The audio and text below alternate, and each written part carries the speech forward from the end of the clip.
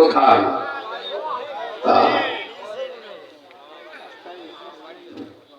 এর থেকেও যদি আপনারা শিক্ষা না দেন তাহলে আপনাদের কপাল কিন্তু আগামী দিনে এর চাইতেও ভয়াবহ হবে। কিছু কিছু নিদর্শন আল্লাহ আমাদের শিক্ষার জন্য দেয় যে বান্দা এত বড় পাওয়ারফুল লিডার, এত বড় ক্ষমতাধর মানুষদেরকে আমি তোমাদের চোখের সামনে উড়াইয়ে দিয়েছি, যার এক টুকরা গোশের জন্য তার সন্তানেরা কান্নাকাটি করেছে।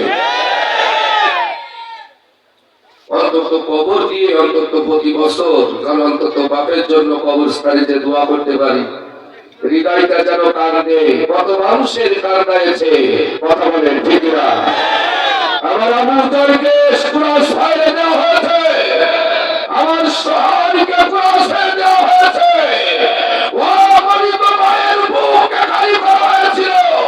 মুসলিমদের দোয়া আল্লাহর আরশে পৌঁছেছে, আল্লাহ সারদেরকে ছেড়ে দেন না।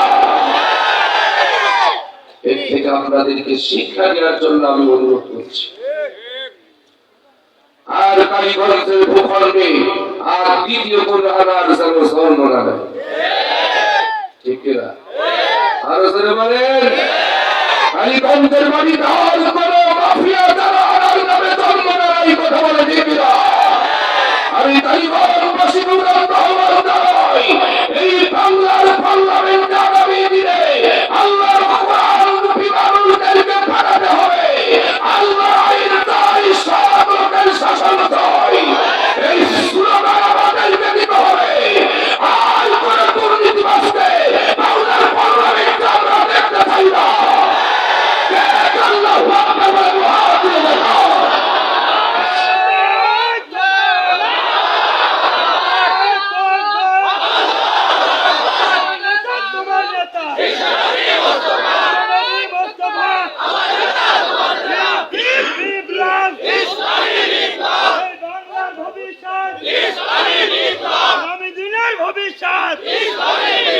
ইসলামের দুশমনেরা আলহামদুলিল্লাহ।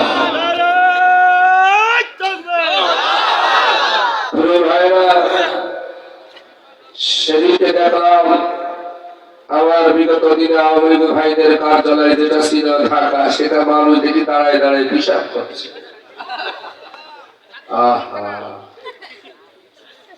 মানুষ চুরি করে ঘরের ভিতর ঢুকে বাথরুম করে আসছে, মারহাবা বলবেন না বলবেন? আবু জাহেলের বাড়িটা হাজিরা যে পায়খানা করে আসে, তাহলে মিলছে না? মিলছে না?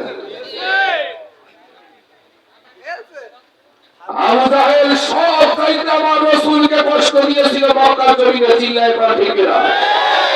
যতগুলো কাফের ছিল, যত দুশমন ছিল ইসলামের, আবু জাহেল সব চাইতে বেশি কষ্ট দিয়েছিলেন আপনার আমার নবীকে।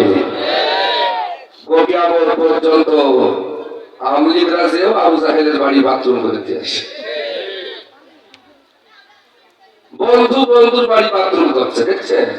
আল্লাহর খেলা ঠেকাইকে আল্লাহ যেটা করে সেই পরিকল্পনার উপরে কেউ সফল কাম হতে পারে। আজকেও মক্কার সব চাইতে চরম দুশমন ছিল ইসলামের রাসূলের, তার বাড়িতে বাথরুম বানানো হয়েছে। কিয়ামত পর্যন্ত হাজিরার বাড়িতে বাথরুম না করলে হজ হয় না, কথা বলবে না? আজকেও আমরা দেখতে পাচ্ছি বাংলাদেশে ইসলামের সব চাইতে ছিল শত্রুতা যারা করেছিলেন তাদের প্রধান কার্যালয়টা এখন বিশাল বাথরুমের কার্যালয় হয়েছে। এর চাইতে যদি শিক্ষা না নিতে পারেন, আমি বাংলার জনগণকে আহ্বান জানাই, আপনার চোখের সামনেই তো 5 মাস আগেও যাদের কাপড় ছিল, কোথায় গেল সেই কাপড়? আল্লাহ 15.5 বছর ওদের শুধরানোর সুযোগ দিয়েছে, ওরা শুধরাই নাই, ওরা তওবা করে নাই। এই জন্য আমার পণ্ডিত হয়েছে বাংলার ইতিহাসে, চুরি করে পালিয়েছে এমন নজির বাংলার ইতিহাসে নয়। শুধু বাংলাই না, গোটা বিশ্বের ইতিহাস। ভাইরা রাগ করেন না, আমি আওয়ামী লীগ ভাইদেরকে বলছি, বিএনপি ভাইদেরকে বলছি, জামাত ইসলাম ভাইদের